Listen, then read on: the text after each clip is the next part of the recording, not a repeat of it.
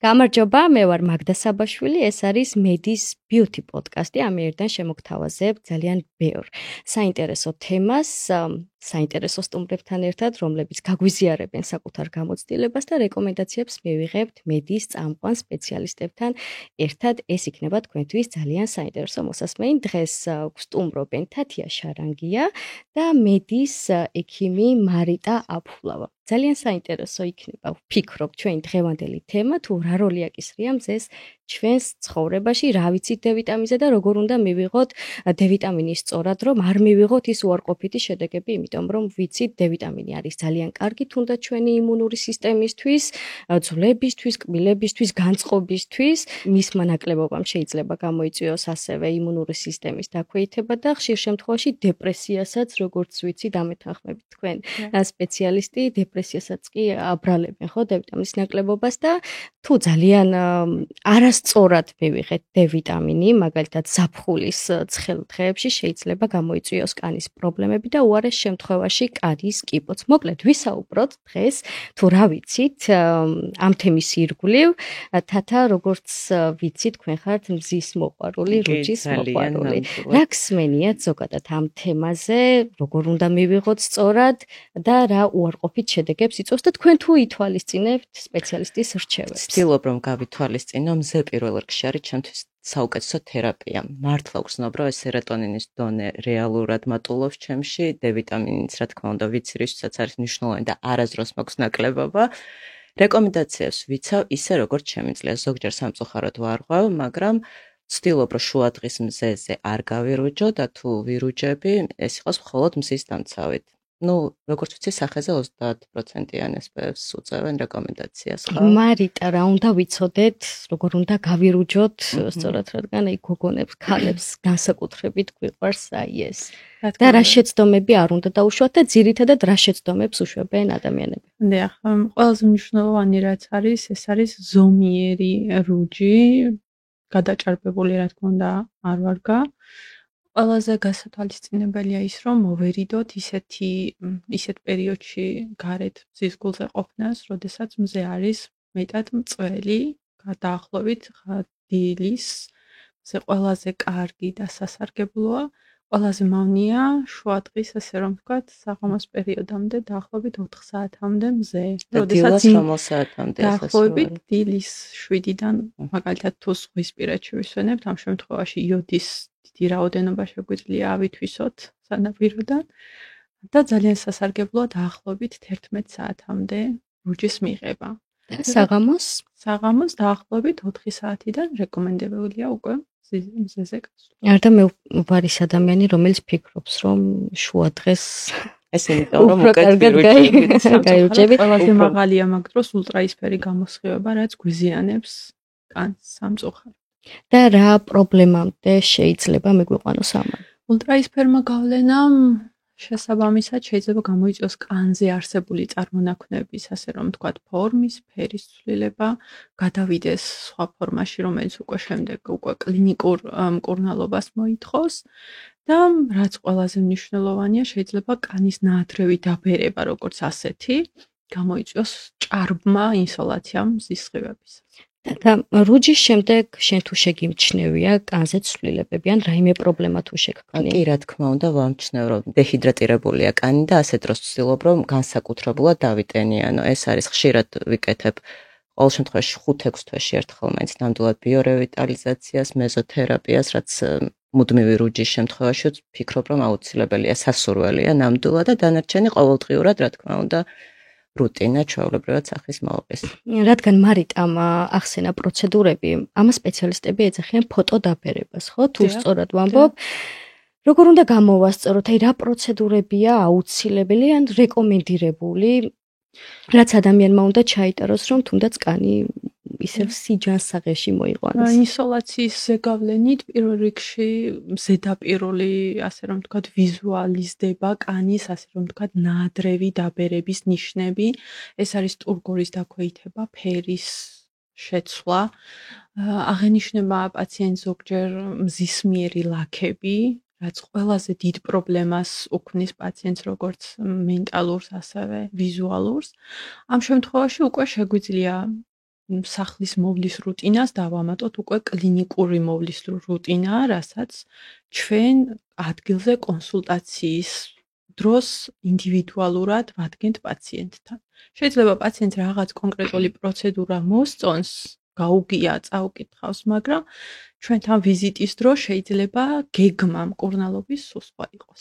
ძირითადად რა პრობლემებით მოგმართავენ მზის დაზიანების შემდეგ და რას იტარებენ, რა პროცედურებს იტარებენ? ძირითადად ეს არის, რომ შემეცვალა კანის ფერი, მოგმართავენ ამ თხოვნით, რომ აი რაღაც გამომშრალია, თითქოს კაპილარები უფრო გაფართოვდა და ამის ფონზე კანმა დაკარგვა ერთგვაროვნება, ფერი, სტრუქტურა და უნდათ რომ აი რაღაც გამოანათოს, გასხივოს ეს ჩვენი კანი, თითქოს საცხს ხმარობს, მაგრამ ვერ იტენიანებს იმდენად და ამის ფონზე უკვე მოგმართავს პაციენტი ჩვენ. შემდეგ უკვე იწყება პირველადი დათვალიერება კანის შეფასება და ამის შემდეგ უკვე მკურნალობის გეგმის შედგენა. ჩვენ ჯერ ვსაუბრობთ მზის უარყოფით შედეგებზე, თათა დამწვრობა თუ გქონია და როგორ მოუარე. ერთხელ და ძალიან ცუდად მახსენდება, მართლა წარმოდგენა არ მქონდა, რომ შეიძლება მზემ გამოიწვიოს ასეთი ალერგია, იმიტომ რომ მანამდეც მუდამ ვირუჯებოდი და მსგავსი გამოცდილება არ მქონია. ნიავი იყო საკმაოდ და სავარაუდოდ ვერ ვიგრძენი, როგორი ძლიერი იყო ეს მზის სხივები.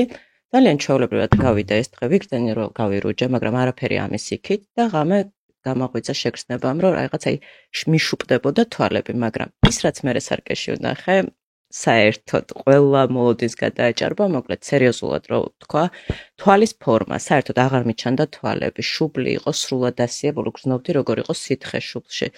მთლიანად მოკლედ სახის ფორმა აბსოლუტურად იყო სახე შეცვლილი და დამჭირდა ძალიან სერიოზული ანტიჰისტამინური საშუალებები. აი ეს იყო მზემ შეიძლება გამოიწვიოს ზოგადად ასეთი ალერგია. ეს იყო სავარაუდოდ მზის დამწვრობა კანზე, მაგრამ ამავე დროს უნდა მიექცეს ყურადღება პაციენტის ანამნეზს იქედან გამომდინარე თუ ერთვება ამ შემთხვევაში თავის ტკივილი, ღებინება. ეს უკვე მზის დაკვრას შეიძლება იყოს, ამ შემთხვევაში ჰოსპიტალიზაცია არის აუცილებელი. თუმცა თქვენ რაზეც საუბრობთ, ეს იყო კანის დამწვრობა, რომელიც ძალიან სახიფათო შეიძლება იყოს კანის. აი რა შეიძლებოდა? შეიძლება იყოს ისეთი კანის დესკვამაცია, ანუ ჩამოფრთნა ეპიდერმისის დაზიანება, რამაც შემდეგ შეიძლება დატოვოს კანზე არსებული ლაქები. შეიძლება ეს იყოს ჰიპერპიგმენტური ლაქები, ანუ მომატებული პიგმენტაცია, პირიქით დეპიგმენტური ლაქები, ანუ გაღიავება იმ ზონის, სადაც ყველაზე მეტად მოხდა დამწვრობა. ეს არის წარზიდული ნაწილები, ძირითადად შუბლი, ცხვირი, ნიკაპის არე, ლოყების ნაწილი. და ლაქების შემთხვევაშიც მაინტერესებს, აი რა პროცედურას მიმართავენ ხოლმე? გაჩნია რა ტიპის ლაქა აღინიშნება. ეს არის ზედაპირულ შრეში განვითარებული თუ უფრო ღრმა შრეში შროვანია. ამის მიხედვით შეიძლება იყოს როგორც ინექციური პროცედურები, როგორც მაგალითად მეზოთერაპია, პლაზმოთერაპია, რომელიც უბრუნებს კანს, ელფერს უფრო გამონათებულს, ლაქა უფრო გაუფერულდება და მეორე აპარატული მეთოდოლოგია. რომელსაც ვიყენებთ კომბინაციაში. ყველაზე კარგი არის კომბინირებული მიდგომა კანთან. ხო, მე ძალიან ვრცხვენია, მაგრამ უნდა ვაღია, რომ იმდენად მიყვარს რუჯი და ისეთ ცუდ პერიოდში ვარ მზეზე, რომ მივიღე ერთხელ მეორე ხარისხის დამწვრობა. მართლა. კი, და ერთი კვირა ისეთი დამწვარი ვიყავი, საერთოდ ვერ დავდიოდი და მაგის შემდეგ, ანუ ეგეც არ იყო მაგალითი, მაინც განვაგრძე ასე აქტიურად მაგ საათებში რუჯის მიღება, თუმცა ეს არ არის სახუმარო თემა, რა თქმა უნდა. SPF-ს მინდა გკითხოთ, იმიტომ რომ მე ვარ ის ადამიანი, რომელიც მზის დამცავს არ იყენებს საერთოდ. იმიტომ რომ გონია შესაბამისად იმ ფერს ვეღარ მიიღებს, რისი მიღებაც სურს. რამდენად აუცილებელია ჩვენს ცხოვრებაში მზის დამცავის გამოყენება? გეთანხმებით იმაში, რომ მზის დამცავის გამოყენებით ცოტა რუჯის მიღება ფერ ხდება, თუმცა რაც არ მოგწონს. გასაკითხი. ჩვენ რა გვინდა რომ მივაღწევთ, დავაზიანოთ კანი მიზანმიმართულად, ანუ გააზრებული გვაქვს, რომ მზე გვიზიანებს კანს და ამ შემთხვევაში აუცილებელია, რა თქმა უნდა, მზის დამცავის გამოყენება. არ აქვს სეზონს მნიშვნელობა, რაც მხდება ხოლმე, რომ აი უკვე მზამთარია და არა, სეზონს არ აქვს მნიშვნელობა და არ აქვს ამინდს მნიშვნელობა. ყოველდღიური გამოყენება. განსაკუთრებით თუ არის ქარიანი ამინდი, არის წვიმა, განსაკუთრებით ქარიანი, იმიტომ რომ ოზონიშრი არის არასტაბილური და ულტრაისფერი გამოსხივება არის მაღალი. ასევე ღრუბლიანი ამინდი, რომელიც ფარული, ასე რომ ვთქვათ, მზის მწველი სხივები არ გვაქვს, მაგრამ ულტრაისფერი სხივები მაინც არის.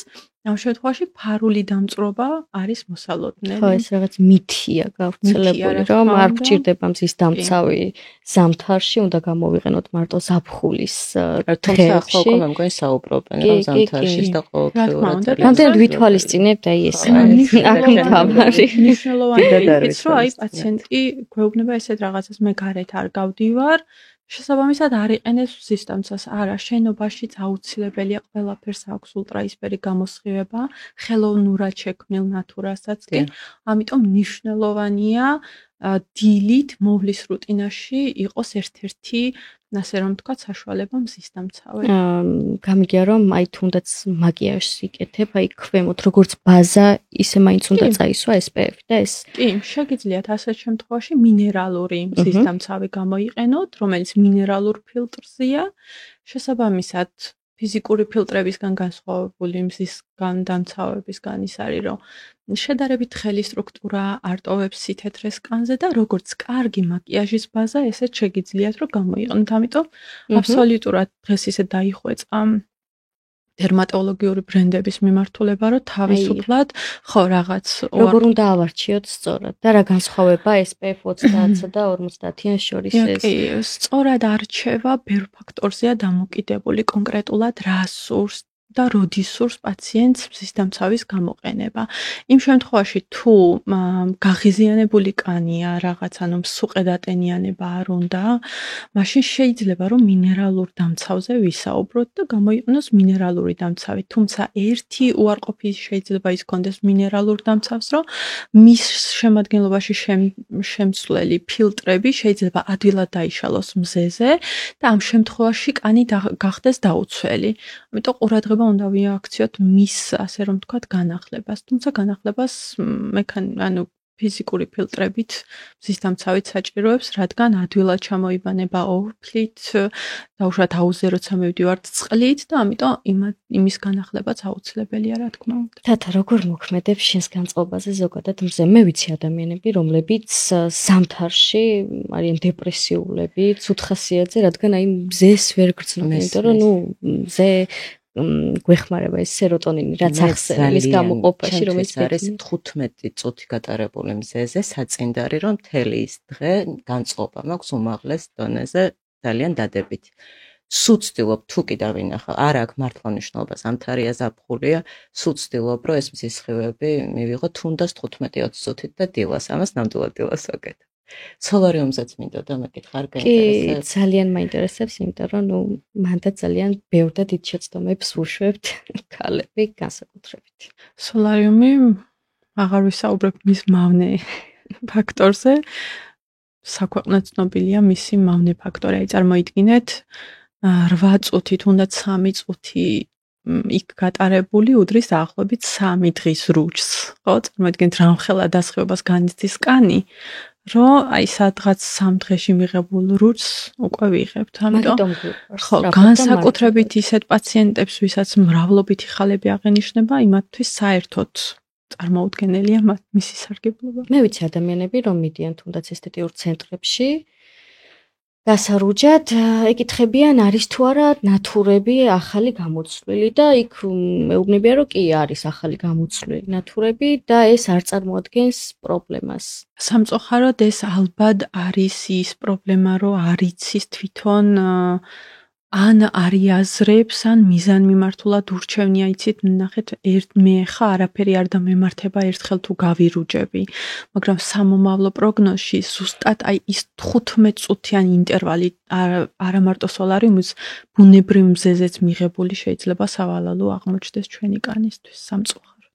ხო, გარდა იმისა, ძალიან ხშირად მსმენია გოგონებისგან სოციქსელებში ძალიან ხშირად საუბრობენ იმის შესახებ, რომ დადიოდნენ, იღებდნენ რუჯს, ასე ძალიან სწრაფად, მარტივად და იღებდნენ იმ ფერს, რაც უნდათ, მაგრამ შემდეგ გამოიწვია ძალიან დიდი პრობლემები კანზე, თქვენც გსმენიათ, ხო, ირგვლივ კი და ამიტომ მაქსიმალურად ვცდილობ ახლა რომ მინიმუმამდე დავიყვანო, თუმცა მოვიტყუები რომ საერთოდ არ დავდივარ სოლარიუმში, ან საერთოდ პირველივე მზის სხივზე ესე არ უყურებ მზეს ძალიან გახარებული, მაგრამ მეც ვცდილობ რომ მინიმუმამდე დავიყვანო, იმიტომ რომ ძალიან სულ უფრო და უფრო მეტი მესმის დაავადებებზე, როგორც გავიგე სოფლიოში ყველაზე გავრცელებული აღმოჩნდა კანის სიმსივნე, საერთოდ თავის მელანომა, ყველაფერი და ძალიან გაახალგაზრდავდა ეს ყველაფერი, ამიტომ გულწრფელად ვურჩევ ყველას, რომ დავიცვათ წესები. კანის სიმსივნე და ასევე, როგორც ვიცი, მოქმედებს მკერდის კიბოს რისკის გაზრდაში. კი, არა მარტო, ანუ დნმ-ის დაზიანებას იწვევს კანში, ხო, და ამის გამო შეიძლება რაღაც უარყოფითი შედეგი დაიწყოს ნებისმიერ ორგანოზე, კანზე პირველ რიგში, იმიტომ რომ პირველი დამცველობითი ფენა ეს არის. თუმცა კი არის შემთხვევები, რომ შეიძლება იყოს უფრო სოლარიუმის ზეგავლენით, როდესაც დაუშვათ ხდება სარძევი ჯირკვლის დასხივება. და ძალიან ხშირად ასევე მსმენია ჩვენ, იმიტომ საუბრობთ სხვების გამოცდილებიდან გამომდინარე, რომ ჩვენ შემდეგ მივიდეთ სწორ დასკვნამდე. ქალები, რომლებიც აქტიურად დადიან თუნდაც სკრინინგზე, არ აქვთ არაფერი, ანუ პრობლემა არ აქვთ საერთოდ და შემდეგ უფრო მარტივად იღებენ იმ გადაწყვეტილებას, რომ მიმართონ სოლარიუმს. სამწუხაროდ შემდეგ მაინც ჩნდება პრობლემა. ხო, ვერ დაგეთანხმებით, რომ მაინც უნდა დავაბრალოთ მაშინ სიგარეტის სამბაქოც იწვევს, ხო? მაგრამ ფილტვის კიბო შეიძლება სხვა მხრივაც განვითარდეს, მათ შორის საყლაპავის კიბოს, ხო? ესე ხელაღებით ვერ ვიტყვის, რომ მაინც სოლარიუმმა გამოიწვია, თუმცა მაპროვოცირებელი, ანუ გამსაზღვრელი, გამშვები მექანიზმი შეიძლება ზუსტად იყოს ეს, მავნე გამოსხივება. და ზამთარშიც იყენებ შენ სოლარიუმს? 2 წელიწადი არ ვიყენებდი. წელს პატარა ჩავარდნა მქონდა ამ კუთხით, რომ ზამთარშიც რამოდენიმეჯერ ვიყავი სოლარიუმში ნამდვილად შენ. ორი ერთნაირი რუჯზე შეყვარებული ადამიანი მოხვდით სპეციალისტის წინაშე, რომელიც გვირჩევს, რომ ეს აღარ ვქნათ, ხო?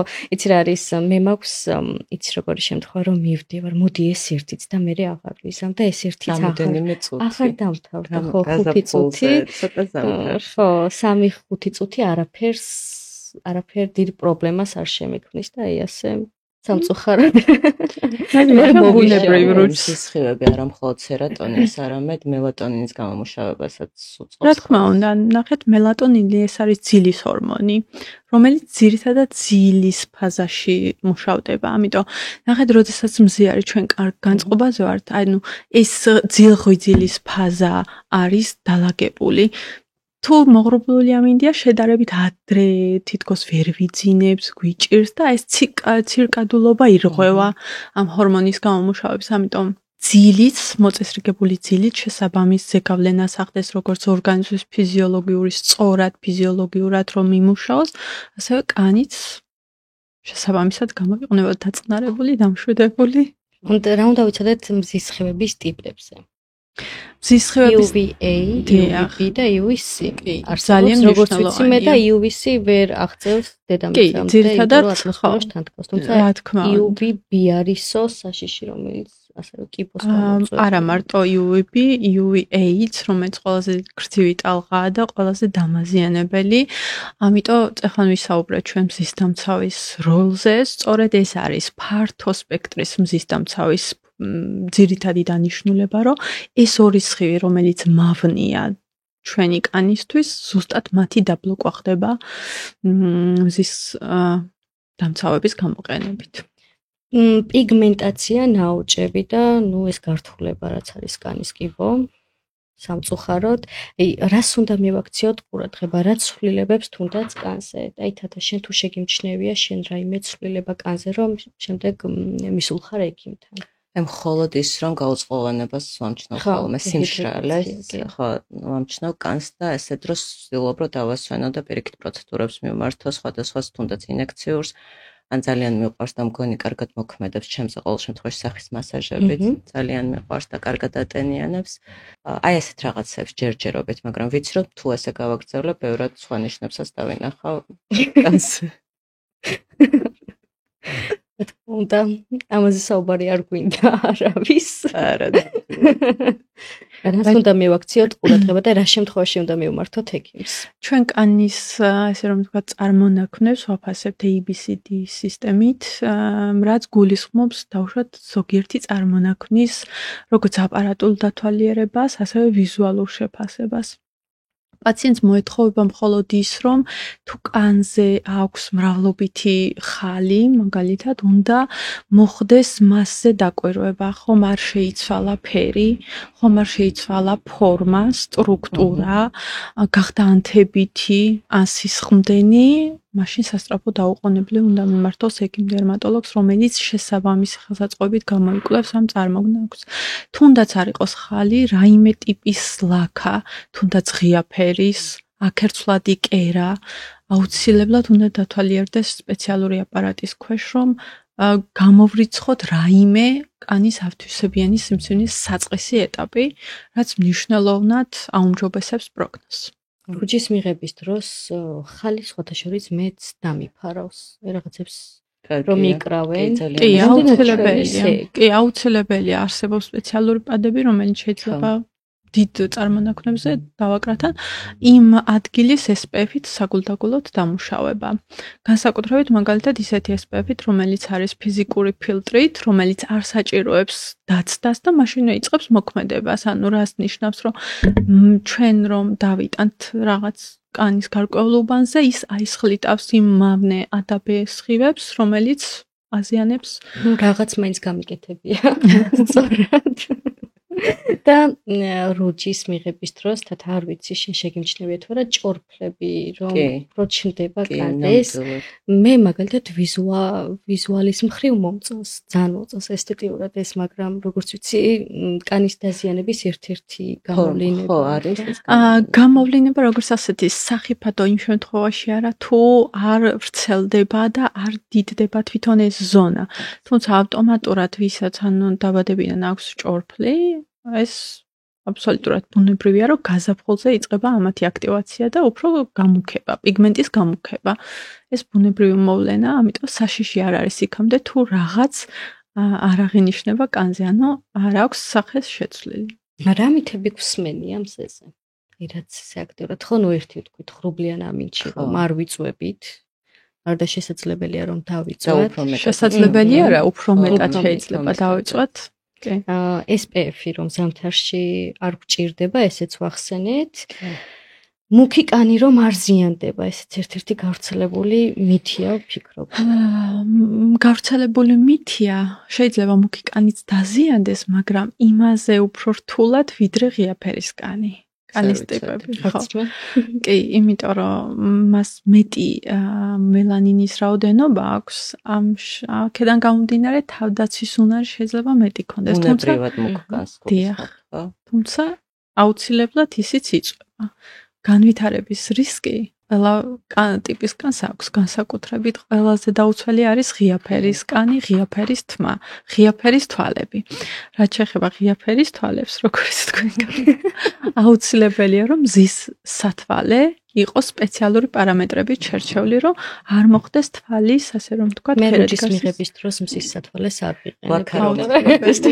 სამწუხაროდ აუცილებელია. ფორმა არ დამრჩეს. სამწუხაროდ აუცილებელია მზის შორის თქვენ ახსენეთ და ამაზეც გამახსენდა რომ მქონდა ალერგია მაკიაჟის ქვეშ არ მესვა მზის დამცავი და აღმოჩნდი სხივებთან, ნუ ისე პირდაპირ მხდებოდა ეს სხივები და მაშინაც ძალიან სერიოზული ალერგია გამოიწვია ჩემ შემთხვევაში. ესე იგი ცოტა მაინც ალერგიული ვარ მზის მიმართ, არ ვიცავ. შეიძლება ალერგიული რეაქცია უბრალოდ გამოიხატებოდეს პატარა წვრილწინწკლოვან გამონაყარში, რომელიც თითქოს წყლისებური შიგთავსის შემცველია და პაციენტი გეუბნება, რომ მე გამიჩნდა, რაც კი შეიძლება იყოს ასეთი, ამიტომ უნდა შეიზღუდოს მაქსიმალურად ინსოლაცია და შედარებით დამამშვიდებელი ეგრეთ წოდებული ავთერსან პროდუქტების გამოყენება. შეიძლება იყოს მზის ალერგია გამოვლენილი, მაგალითად, ქავილით, აქერცვლით და ამ ქავილის ფონზე უკვე კანის დაზიანებით გამოიხატებოდეს, ამიტომ მრავალგვარია მზის დამაზიანებელი ფაქტორი, შეიძლება მრავალმხრივ გამოვლინდეს. და კიდევ გონია რომ თუ კანი არ არის აწითლებული, ამ შემთხვევაში ვართ დასვაულები, ხო? ანუ გართულება სიწითლე არ ნიშნავს სამწუხაროდ სიწითლე მხოლოდ არ არის ტესტი იმისა თუ რა დონეზია კანი დაზიანებული, აბსოლუტურად არ გულისხმობს. სიწითლე კიდევ უფრო დამატებით არის ასე რომ ვთქვათ, ცუდი მხრივ, რომ შეიძლება კაპილარული ქსელების გააქტიურება გამოიწვევს, რაც მერე შეიძლება გადაიზარდოს უკვე ანთებით პროცესში. ვისაუბრეთ უარყოფით შედეგებს და მოდი ხა დადებით შედეგებზე. მგონი დადებითიც ვთქვით ხო, ვთქვით, მაგრამ უფრო მეტად განვავრცოთ, რომ რაღაცნაირად გული ამიჩქარდა, იმდენი რაღაც მოვისმინეთ, ძალიან ვაშავებ მივხვდი ცხოვრებაში და ამიერიდან იქნებ აი ამ პოდკასტის შემდეგ მაინც რაღაც დასკვნამდე მივიდი, რომ არ შეიძლება მაგდა ეს აღარ გააკეთო. დადებითი. გაქვს ამის იმედი? ვეცდები. მეც. დადებითი, ესე იგი სეროტონინი ვთქვით, მელატონინი ვთქვით. კი და ზოგადად ვთქვათ, რატომ არის D ვიტამინი ჩვენი ორგანიზმისთვის აუცილებელი? თუ გქონია D ვიტამინის ნაკლებობათად? მე არასდროს. მე მქონია. მართლა? იმის მიუხედავად, რომ აი ასე დიდ დროს ვატარებ მიწაზე, სამწუხაროდ მქონია. და გზნობდი ამ ნაკლებობას. კი, იმუნური სისტემის დაქვეითებით ერთ-ერთი მთავარი მანიშნებელია D ვიტამინის ნაკლებობის, ძვლების ტკივილით თაც გამოიხატებოდა ეს ჩემ შემთხვევაში და ასევე დეპრესიულიც ვიყავი და შემდეგ აი ძალიან ბევრი რაღაც ხერხის შემდეგ რომ ვერ აღმომიფხვრა ეს პრობლემა საკუთარ თავში, მივედით იმ დასკვნამდე, რომ D ვიტამინის ნაკლებობა მქონდა მე ორგანიზმში. კი, D ვიტამინი მარტო მიკროელემენტი არ არის, უკვე ის ჰორმონულ ფონს ასრულებს ჩვენი ორგანიზმისთვის და ძალიან მნიშვნელოვანი ფაქტორია ჩვენი ორგანიზმისთვის, განსაკუთრებით მოხუცებში და ბავშვებში. ბავშვებში მათი D ვიტამინის ნაკლებობა ვიცით, რომ რაკეტის წინაპირობას ქმნის, ამიტომ აუცილებელია თუნდაც 10-15 წუთით რა თქმა უნდა, ისევ დილის მზეზე პატარა სეირნობა და მოხუცებში აუცილებელია მისი კვლევა, ანუ ანალიზის ჩატარება და იმ შემთხვევაში თუ გამოვლინდა დეფიციტი, ამ შემთხვევაში უკვე ექიმი ირჩევს სამიზნე დოზას იმ პასუხით, თუ რა პასუხი მივიღეთ უკვე კვლევის შედეგად. თუ მოხდა ისე, რომ თვითონ პაციენტი წყვეტს რა დოზა უნდა მიიღოს, ამ შემთხვევაში შეიძლება მოხდეს ჭარბი დოზის მიღება, რაც შეიძლება იყოს მავნე ორგანიზმისთვის და გამოიწვევს, რა თქმა უნდა, შეიძლება გამოიწვევს ისეთი ცვლილებები, რაც შეიძლება მარტივად არ მოგვარდეს და აღმოიფხვრას. ისე ძალიან საინტერესოა ამ დოზით რომ ვარ მზეზე, მაინც რატომ მქონდა D ვიტამინის დეფიციტი. მაშინაც იყავი დიდი დოზით მზეზე, როცა რა შეიძლება ესე მომხდარიყო. ყველა ორგანიზმი გამოიმუშავებს D ვიტამინს სხვადასხვა. შეიძლება აი თქვენ მაგალითად 10-15 წუთი დაგჭირდეთ მზეზე საკმარისი D ვიტამინის მისაღებად, მაგრამ მე დაახლოებით 9 საათი არ მეყოს. ამიტომ ეს არის აბსოლუტურად ინდივიდუალური. ასე მნიშვნელოვანია ის თუ კვებას როგორ ვაქცევთ, ხო? საკვებითაც შეგვიძლია D ვიტამინი მივიღოთ. ამიტომ ძალიან მნიშვნელოვანია ბალანსირება. როგორც გარეგანი მზის სხივებიდან მიღებული, ასე რომ ვთქვათ, დადებითი ეფექტის, ასევე კვებითაც თუ ასე რომ ვთქვათ, დეფიციტში ვართ, ამ შემთხვევაში ორგანიზმის საკმარის რაოდენობა და ორგანიზმის ჯანმრთელობა, ხო? თუ რაღაც დარღვევის ფონზე ვერ დეპონირდება და D ვიტამინი ასე რომ ვთქვათ, ციკლი თვითონ ორგანიზმის ხური დარღვეული, ამ შემთხვევაში, რა თქმა უნდა, დეფიციტი გამოვლინდება.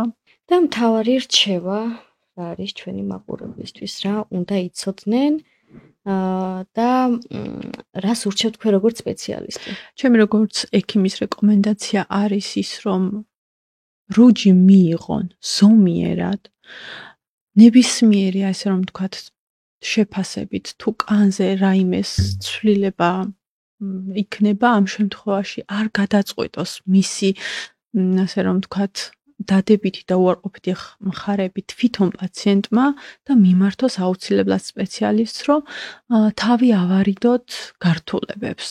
მაგრამ თუ ჭარბი რაღაც ისეთი ინსოლაცია, რომ პაციენტს უკვე დაზიანებული აქვს, ამ შემთხვევაშიც ურჩევ მაინც მოისმინოს სპეციალისტის აზრი და ამ შემთხვევაში შედგეს საჭირო კოლაბორაცია ექიმსა და პაციენტს შორის.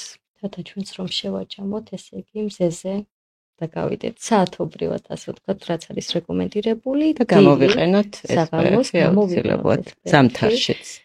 სოლარიუმს აღარ მივმართოთ, ვეცადოთ მაინც რომ ეს გადაწყვეტილება მივიღოთ და რა თქმა უნდა, ჩვენს კანს უნდა მოვუაროთ სათანადოდ და ზომიერების ფარგლებში მივიღოთ D ვიტამინი, რომ ის არც გადაჭარბებული იყოს და არც ნაკლებობა გქონდეს, იმიტომ რომ ესეც რა თქმა უნდა, როგორც ვთქვით და ვისაუბრეთ, ძალიან ბევრ პრობლემას იწვევს ჩვენი ორგანიზმისთვის. ძალიან საინტერესო გამოვიდა მგონი მედის ბიუტი პოდკასტი, საინტერესო ჩვენი მაყურებლისთვის და ბევრი რეკომენდაცია მივაწოდეთ ჩვენს მაყურებლებს. თათა და მარიტა იყვნენ დღეს ჩვენი სტუმრები და ასე დაგემშვიდობებით შემდეგ პოდკასტებშიც, რა თქმა უნდა, შემოგთავაზებთ ბევრ ძალიან საინტერესო თემას.